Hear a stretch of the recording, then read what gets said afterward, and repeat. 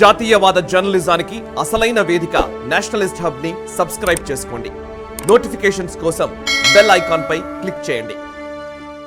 ఎవరైనా ఇక్కడ ఉన్న తల్లిదండ్రులు మన సైన్స్ని లేదా మోడర్న్ సైన్స్ని లేదా మన భారతదేశంలోని సాంస్కృతిక వైభవం లేదా మన వాంగ్మయంలోని గొప్ప గొప్ప వైజ్ఞానికపరమైన అంశాలని ఎప్పుడైనా చదివే ప్రయత్నం చేశారా? పేరెంట్స్, ఒకసారి మన ఏన్షియంట్ విజ్డమ్ని ఎవరైనా తెలుసుకునే ప్రయత్నం చేశారా? ఈరోజు మోడర్న్ సైన్స్కి లేదా ఆ రోజు మన మునులు ఋషులు చెప్పిన వాటికి ఏమైనా లింక్ ఉందన్న విషయం మీకు ఏమైనా తెలుసా? Please raise your hands if ఎవరైనా తెలిస్తే కనుక. ఈరోజు పిల్లలు ఐన్స్టైన్ గురించి మాట్లాడతారు, థియరీ ఆఫ్ రిలేటివిటీ గురించి మాట్లాడతారు, న్యూటన్ గురించి మాట్లాడతారు, లేదంటే క్వాంటమ్ ఫిజిక్స్ గురించి మాట్లాడతారు, మ్యాథమెటిక్స్ గురించి మాట్లాడతారు, ఇంకేవో మాట్లాడతారు. ఇవన్నిటి క్రమంలో నిజానికి మన దేశపు అనేక గొప్ప ఋషులు మునులు చెప్పిన వాంగ్మయాన్ని ఇన్స్పిరేషన్గా తీసుకొని ఆ సైంటిస్టులు కూడా చాలా ప్రయోగాలు చేశారు.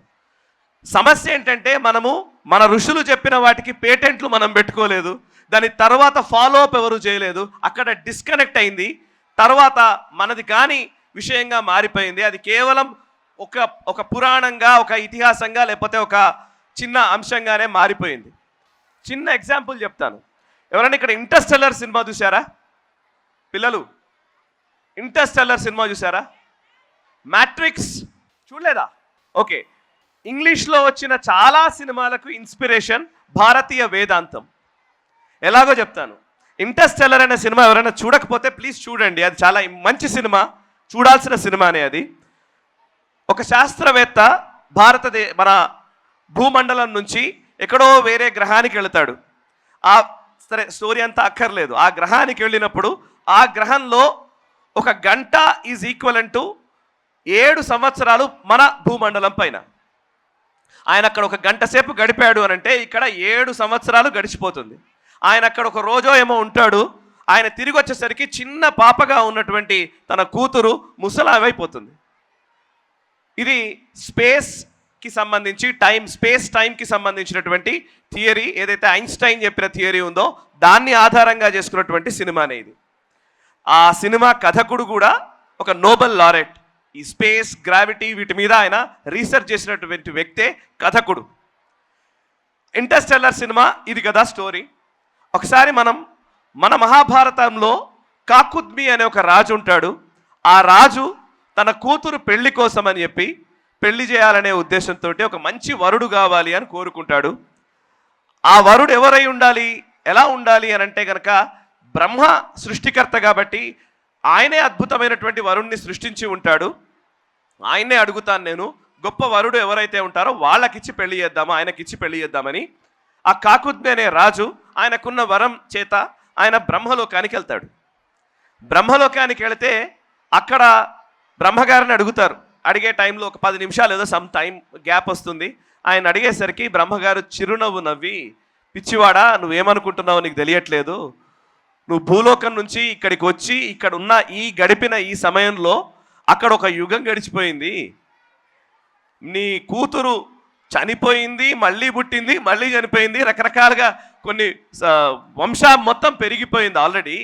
నువ్వు మళ్ళీ భూమండలానికి వెళ్ళేసరికి మీ కూతురు అసలు ఉండదు అని చెప్తాడు. ఇది మహాభారతంలోని స్టోరీ. భూమండలానికి ఇంకా ఇతర గ్రహానికి మధ్య చాలా వ్యత్యాసం ఉంటుంది అన్న విషయాన్ని ఎప్పుడో మహాభారతంలోనే మనకు ఒక కథ రూపంలో చెప్పారు.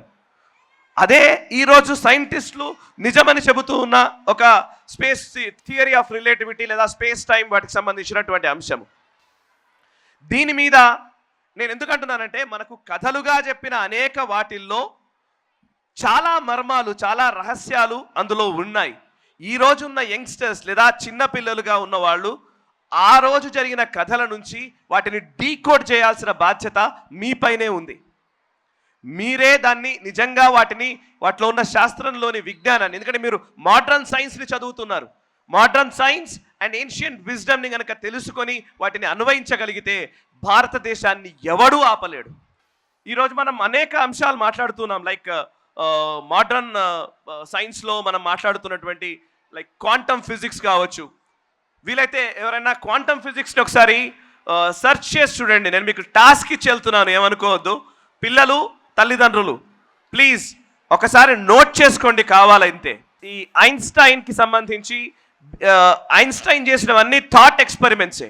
ఆయన ల్యాబొరేటరీలో చేసిన ఎక్స్పెరిమెంట్స్ చాలా తక్కువ. ఆయన బ్రెయిన్ తోటే ఎక్కువ విషయాల్ని ఆలోచించి ఆయన థాట్ ఎక్స్పెరిమెంట్స్ తోటే చాలా విషయాల్ని కనుగొని మనకు అందించారు. ఆ థాట్ ఎక్స్పెరిమెంట్స్ గురించి చదివే ప్రయత్నం చేయండి. అదే టైంలో మన భారత వేదాంతం గురించి చదివే ప్రయత్నం చేయండి. వేదాంతం అంటే అదేదో మనం సాంస్క్రిట్లో ఉంటుంది చదవలేమో అని అనుకోకండి. గూగుల్ చేస్తే చాలా విషయాలు మనకు వస్తాయి. చాలా విషయాలు అంటే అందులో కొన్ని ప్రక్షిప్తాలు ఉండొచ్చు, ఇంకోటి ఉండొచ్చు. కొంచెం ఒక గురువుల్ని పెట్టుకొని వీలైనంత వరకు గురువుల్ని అడిగి తెలుసుకొని మీ పిల్లలకు చెప్పే ప్రయత్నం చేయండి. కణాద మహర్షి గురించి ఎవరైనా ఒకసారి గూగుల్ చేసి చూడండి. కణాద మహర్షి క్వాంటమ్ ఫిజిక్స్ అని ఈరోజు మనం అంటున్నాం కదా, కణానికి సంబంధించి అంటే ఆ అణువుకి సంబంధించి కణాలకు సంబంధించి అద్భుతమైనటువంటి రీసెర్చ్ చేసి ఆయన వాంగ్మయం అందించారు మనకి. కణాద మహర్షికి సంబంధించి చదవండి. ఈరోజు క్వాంటమ్ ఫిజిక్స్ గురించి చెప్పండి. అప్పుడు వాళ్ళు లింక్ చేసుకుంటారు పిల్లలే. క్వాంటమ్ ఫిజిక్స్లోనే మనకు డబుల్ స్లిట్ ఎక్స్పెరిమెంట్ అని ఒకటి ఉంటుంది, మీరు చదవండి వీలైతే.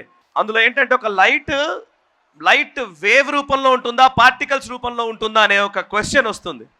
పార్టికలా వేవా అన్నప్పుడు ఆ సందిగ్ధత టైంలో అబ్జర్వర్ ఉన్నప్పుడు పార్టికల్గా ఉంటుంది, అబ్జర్వర్ లేకపోతే వేవ్గా కనిపిస్తుంది అని సైంటిస్టులు నిర్ధారించారు. అంటే జగన్ మిథ్య, ఇదంతా మాయ, అబ్జర్వర్ ఏదైతే చూస్తుంటారో చూసిన దాన్ని బట్టి ఉంటుంది అని ఎప్పుడో మన శంకరాచార్యులు చెప్పారు. అంటే ఇట్లా రకరకాల అంశాలు, ఇదంతా జిజ్ఞాసతో నేర్చుకున్నవి చెబుతున్నవే. మీకు ఈరోజు వేడుకలు జరుపుకుంటున్న టైంలో క్లాస్ వీక్తున్నాడంటే అని అనుకోకండి. బట్ నిజానికి ఎందుకు ఇదంతా చెప్తున్నానంటే మన దగ్గర ఉన్న సైన్స్, భారతదేశంలో ఉన్న విజ్ఞానము లేదా వాంగ్మయము ఏదైనా సరే ఈరోజు మాట్లాడుతున్న సైన్స్కి 10 రెట్లు ఎక్కువ ఆలోచించి పెట్టింది. బృహదారణ్యక ఉపనిషత్తు టైంలో యాజ్ఞవల్క్య మహర్షి స్పేసు, వాక్యూము, టైము వీటన్నిటి గురించి పూర్తిగా విశదీకరించేశాడు. అసలు స్పేస్ టెక్నాలజీ గురించి పూర్తిగా విశదీకరించాడు. మీరు ఒకసారి 14 లోకాలను మనోళ్ళు చెప్తూ ఉంటారు కదా, 14 లోకాలు ఉన్నాయి, ఇది అది అని చెప్తుంటారు కదా. అసలు 14 లోకాల గురించిన కాన్సెప్ట్ని మన వాళ్ళు గాయత్రి మంత్రంలో చెప్పేశారు. ఓం భూహ, ఓం భూహు, ఓం భువః, ఓం సువః, ఓం జనః, ఓం మహః, ఓం తపః, ఓం సత్యం. భూలోకం, భువర్లోకం, సువర్లోకం, జనలోకం, మహలోకం, తపలోకం, సత్యలోకం. కిందకొస్తే అతల, వితల, సుతల, తలాతల, మహాతల, రసాతల, పాతాళ లోకాలు. 7 కిందకి 7 పైకి. ఈరోజు మనం తిథి అంటారు. ఎవరైనా చనిపోయినప్పుడు 1 ఇయర్ తర్వాత సంవత్సరికం పెడతారు. 1 ఇయర్ సంవత్సరికం ఎందుకు అని అంటే కూడా చాలా క్లారిటీ ఉంది వాళ్ళకి. ఒక సంవత్సరం ఆ జీవి అక్కడికి వెళ్ళడానికి పడుతుంది. అండ్ ప్రతి సంవత్సరం తిథి పెట్టాలి. ప్రతి సంవత్సరం పెట్టే భోజనం వాళ్ళకు ఒక రోజుతో సమానం. ఇందాక నేను చెప్పిన స్పేస్ టైం థియరీ.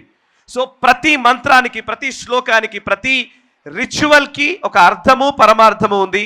వాటిని తెలుసుకునే ప్రయత్నం చేసిన రోజు విశ్వగురు పీఠం మనం అధిరోహించగలుగుతాం. ఈ వీడియో మీకు నచ్చినట్టయితే లైక్ చేయండి, 10 మందికి షేర్ చేయండి. అలాగే కామెంట్ల రూపంలో మీ అభిప్రాయాలను మాతో పంచుకోండి. Nationalist hub group of channels ను సబ్స్క్రైబ్ చేసుకుని తెలుగునాట జాతీయవాద జర్నలిజాన్ని ప్రోత్సహించండి. ఈ వీడియో కింద ఉన్న బెల్ ఐకాన్ పై క్లిక్ చేయడం మర్చిపోవద్దు.